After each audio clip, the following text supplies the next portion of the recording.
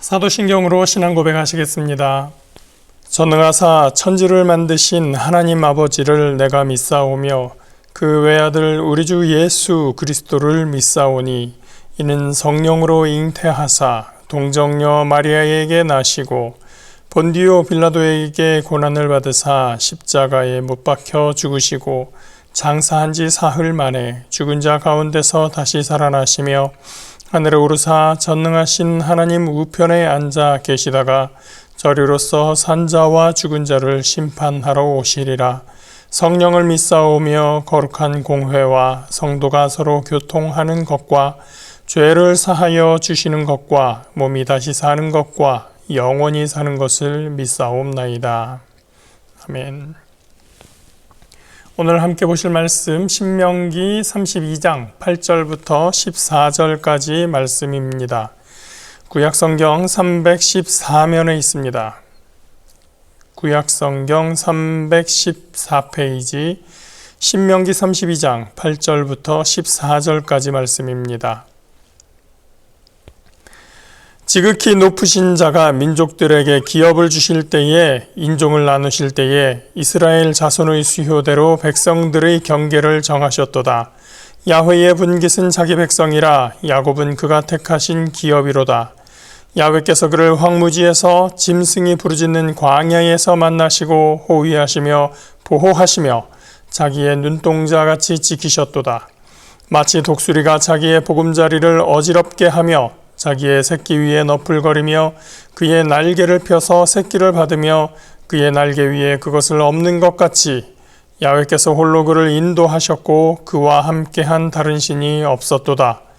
야훼께서 그가 땅의 높은 곳을 타고 다니게 하시며 밭의 소산을 먹게 하시며 반석에서 꿀을 굳은 반석에서 기름을 빨게 하시며 소의 엉긴 젖과 양의 젖과 어린 양의 기름과 바산에서 난 숫양과 염소와 지극히 아름다운 밀을 먹이시며 또 포도즙의 붉은 술을 마시게 하셨도다.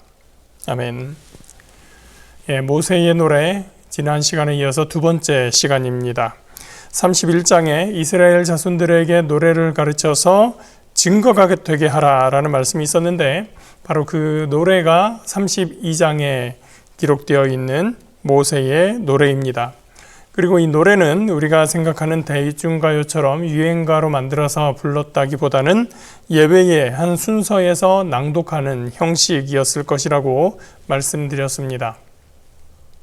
모세의 노래, 오늘 읽은 부분의 앞부분에서는 하나님이 반석과 같은 분이시고 하시는 일이 언제나 정의롭고 완전하고 공의로우나 오히려 그런 야훼 하나님에 대하여 악을 행하는 하나님의 백성들에 대해서 노래하면서 옛날을 기억하라, 역대의 연대를 기억하라 라고 일깨워주는 내용으로 시작했습니다.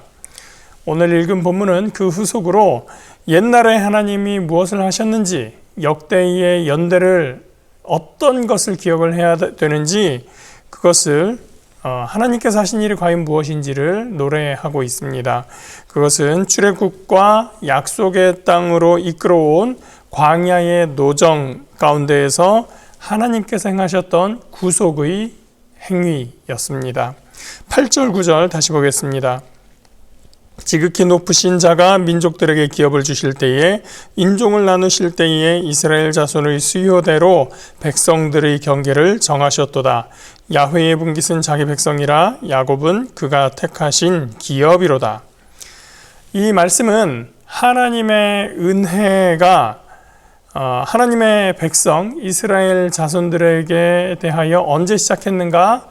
바로 하나님께서 이스라엘 백성들을 택하셨을 그 시점부터 이미 시작되었다라고 하는 것을 말해주고 있습니다. 지극히 높으신 자라고 표현되어 있는 것은 분명히 하나님이죠. 하나님께서 수많은 민족들을 경계 지으시고 그들이 땅을 차지하여 기업을 차지하여 살게 하셨는데 즉 하나님께서 광범위한 모든 것을 통치하시는 하나님이신데 그렇게 최고로 높으신 하나님께서 하나의 백성을 선택하여 기업으로 삼으셨습니다. 그것이 누굽니까? 이스라엘이라고 하는 것이죠.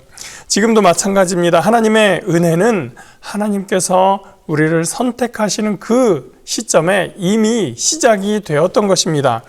하나님께서 우리 삶을 풍부하게 하고 윤택하게 하셔야만 그때 은혜를 주신 것이 아니라 우리를 하나님의 백성 삼으신 그것이 바로 우리에게 은혜가 되는 것이죠. 그렇게 선택한 야곱, 그렇게 선택한 이스라엘을 하나님께서 어떻게 다루십니까? 10절입니다. 야훼께서 그를 황무지에서 짐승이 부르짖는 광야에서 만나시고 호위하시며 보호하시며 자기의 눈동자같이 지키셨도다. 하나님께서 광야에서 만나셨다고 해요. 황무지에서 그 이스라엘을 만나셨다고 해요. 그 만난 곳, 이스라엘의 출발점, 이스라엘의 기원이 바로 이 광야가 되는 것입니다. 그래서 이스라엘 역사에 있어서 이스라엘 민족의 그 기원에 있어서 아브라함도 중요하지만 이삭도 중요하지만 야곱도 중요하지만 그 야곱의 후손이 광야에서 출애굽을 통하여 하나님을 만나고 광야에서 하나님을 만난 그것이 너무나도 중요한 것입니다. 황무지라는 단어는 창세기 1장 2절에서 혼돈하고 공허하다라고 할 때 사용했던 그 같은 단어입니다. 광야에서는 또 어떻다고 얘기하죠? 짐승이 울부짖는다고 얘기를 해요. 굉장히 무섭고 위협적인 상황입니다. 혼돈하고 공허하며 짐승은 울부짖고 언제 공격당할지 모르는 그런 상황에서 하나님께서 이스라엘을 만나 주셨습니다. 바로 출애굽의 상황에서 이스라엘은 하나님을 만나고 거기에서 이스라엘이 시작되었던 것입니다. 하나님께서 광야의 이스라엘을 보호하시고 호위하시는데 어느 정도까지 하십니까? 눈동자를 지키는 것처럼 하신다는 것입니다. 우리 어머님들, 권사님들 기도하실 때 눈동자와 같이 지켜주옵소서 하는 말씀이 바로 여기서 나오는 것이죠. 그런데 이 문구에 담긴 의미를 가만히 들여다보면 그 의미가 더욱 깊다는 것을 알 수가 있습니다. 이손이라고 하는 단어를 사용하는데요.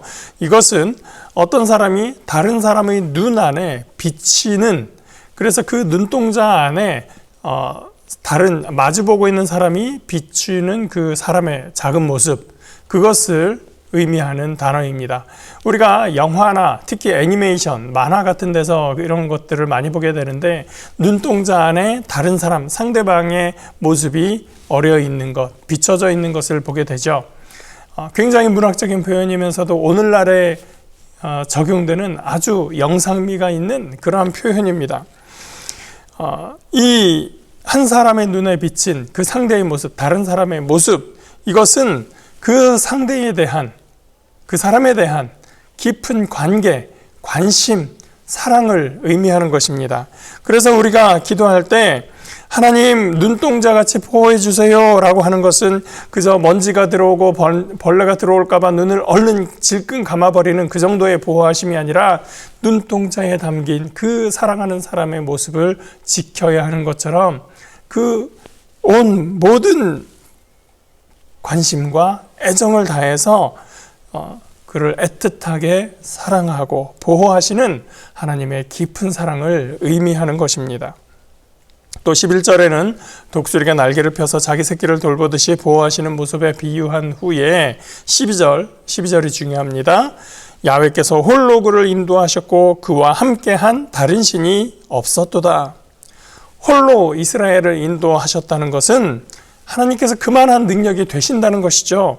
이스라엘을 인도하고 보호하심에 있어서 다른 신의 도움이 필요하지 않은 분이십니다. 심지어 다른 민족과 대결 구도에 있을 때 그 민족이 섬기는 그 신들과 적대적인 관계 상황에 있을 때도 하나님은 능히 이스라엘을 지키시고 보호하시고 그 싸움에서 승리하시는 하나님이었다고 하는 것입니다. 나중에 다른 본문으로 보면 하나님만이 참신이요 다른 신은 거짓이다 라는 것이 나오게 되는 거죠. 하나님이 아닌 것들이라고 바로 신명기 다음 부분에서, 오늘 본문 다음 부분에서 표현이 되고 있습니다. 하나님께서 홀로 이스라엘을 지키셨고 하나님께서 그렇게 지키실 능력이 있는 분이셨다고 하는 것입니다. 하나님께서 이스라엘을 지키시는 한 다른 어느 민족도 다른 어느 신도 이스라엘을 해할 수 없는 것이죠. 13절입니다. 야훼께서 그가 땅의 높은 곳을 타고 다니게 하시며 밭의 소산을 먹게 하시며 반석에서 꿀을, 굳은 반석에서 기름을 빨게 하시며.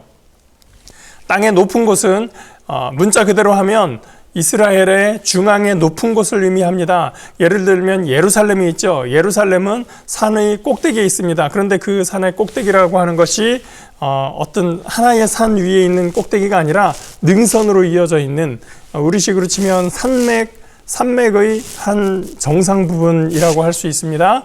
그 능선으로 쭉 이어져 있는 곳, 그 능선을 따라가면 아래쪽으로 베들레헴으로도 갈 수 있고 더 아래쪽으로도 이어지고 그런 곳이 되는 것이죠. 그런 능선, 땅 위에 높은 곳에서, 높은 곳을 능선을 타고 다니며 다닐 수 있다. 타고 다닐 수 있다. 이건 무슨 얘기입니까? 이스라엘이 그 산 위에서 자유롭게 다니는 것, 활발하게 다니는 것, 이스라엘이 그 땅을 장악하고 있다는 것을 이야기하는 겁니다. 그런 다음에 이스라엘은 그 땅에서 나는 각종 소산물을 먹게 되죠. 그런데 그 소산을 얻어내는 장소도 특이합니다. 그 밭에서 나는 거 먹는 거 뭐 그렇게 특이하겠습니까? 그런데 반석에서 꿀을 얻어요. 또 굳은 반석에서 기름을 빨게 한다라고 했습니다. 원래 반석에서는 먹을 것을 구할 수가 없죠. 반석 위에 뭐가 자랄 수도 없죠. 그런데 반석에서 꿀을 얻고 기름을 얻는다. 이거 무슨 말입니까? 이것은 반석에서 물을 내시는 하나님, 우리가 생각할 수 있는데 그것이 아니라 그 땅에 갔더니 반석 사이에 벌집들이 있고 거기에 풍요로운 꿀들을 충분히 얻을 수 있다라는 것을 보게 된 것입니다. 또 척박한 흙, 자갈돌 뭐 이런 것들이 있는데 보통 같으면 농사도 지을 수 없고 곡식이 자랄 수 없는 그런 환경인데 거기에 뭐가 자라나 보니까 올리브 나무, 감람나무라고 되어 있는 올리브 나무가 자라고 있는 것입니다. 올리브 열매를 얻어서 그것으로부터 기름을 얻게 되는 거죠. 올리브유 좋은 거 다 아시죠? 즉 가나안 땅에 대한 정확한 묘사였었던 것입니다. 반석에서 꿀을 얻어내고 반석에서 나는 기름을 얻는다라고 하는 것은 그 땅이 얼마나 이스라엘에게 복의 땅이 되고 있는가라는 것을 묘사해주고 있는 것이죠. 14절입니다. 소의 엉긴 젖과 양의 젖과 어린 양의 기름과 바산에서 난 숫 양과 염소와 지극히 아름다운 밀을 먹이시며 또 포도즙의 붉은 술을 마시게 하셨도다. 소의 엉긴 젖은 버터나 크림, 요거트 같은 유제품을 이야기합니다. 양의 젖 뭐 이런 것들 나오는데 어린 양의 기름, 최고급의 기름을 이야기하는 것입니다. 바산, 아름다운 목초지이고 정말 좋은 목초지입니다. 바산에 살찐 소 이러면 정말 최상급의 소가 되는 것이죠. 아름다운 밀, 지극히 아름다운 밀, 밀의 상태가 최고다라고 할 때에 그 관용적으로 사용하는 문구가 바로 지극히 아름다운 밀이라고 하는 겁니다. 그래서 이 모든 단어들은 최고의 품질을 의미합니다. 그냥 양만 많은 것이 아니라 그 품질이 너무너무 좋은 것을 말하는 것이죠. 하나님께서 눈동자처럼 보호하신 덕분에 이스라엘이 누리게 된 풍요가 바로 13절, 14절에서 말해주고 있는 그러한 삶의 모습입니다. 이렇게 하나님께서 이스라엘을 사랑하고 보호해 주시면서 이스라엘을 그 황량하고 무섭고 공허한 그 광야에서부터 인도하여 젖과 꿀이 흐르는 땅으로 인도해 주셨는데, 이 비옥한 땅으로 인도해 주셨는데 이스라엘은 오히려 하나님께 감사하지 않고 하나님을 떠나 다른 신을 쫓아가는 불신을 행하였던 것입니다. 하나님께서 이스라엘을 선택하시고 보호하셔서 땅의 모든 곳을 타고 다니게 하시며 그 소산을 풍성히 얻었던 것을 노래하는 이유가 뭐라고요? 옛날을 기억하라, 역대의 연대를 기억하라 라고 한 그 모습입니다. 하나님 이제 저와 여러분을 선택하셨습니다. 다른 어떤 것보다도 우리를 선택하심으로써 하나님의 은혜는 시작이 되었습니다. 그리고 본향 하나님의 집에 갈 때까지 하나님은 눈동자와 같이 저와 여러분을 지키실 것입니다. 광야에서 하나님이 보호하시고 하나님의 풍요로운 공급하심을 오늘도 체험하는 저와 여러분 되시기를 주님의 이름으로 축복합니다. 기도하겠습니다. 사랑과 은혜의 하나님 감사합니다. 주께서 오늘도 우리를 사랑하시고 주의 은혜를 주시는 것을 감사합니다. 그 은혜가 이미 오래전부터 시작하였고 하나님께서 그 광야를 눈동자와 같이 지키셨던 그 은혜의 삶처럼 오늘도 우리를 그렇게 지키심을 믿고 감사드립니다. 하나님 안에서 우리가 흔들림 없이 우리를 인도하신, 우리에게 은혜 주신 하나님을 기억하며 영원히 하나님을 찬양하며 주님의 길에 서 있는 저희들 될 수 있도록 인도하여 주시옵소서. 감사드리며 예수 그리스도 이름으로 기도합니다. 아멘. 하늘에 계신 우리 아버지여, 이름이 거룩히 여김을 받으시오며 나라가 임하시오며 뜻이 하늘에서 이루어진 것 같이 땅에서도 이루어지이다. 오늘 우리에게 일용할 양식을 주시옵고 우리가 우리에게 죄 지은 자를 사하여 준 것 같이 우리 죄를 사하여 주시옵고 우리를 시험에 들게 하지 마시옵고 다만 악에서 구하시옵소서. 나라와 권세와 영광이 아버지께 영원히 있사옵나이다. 아멘.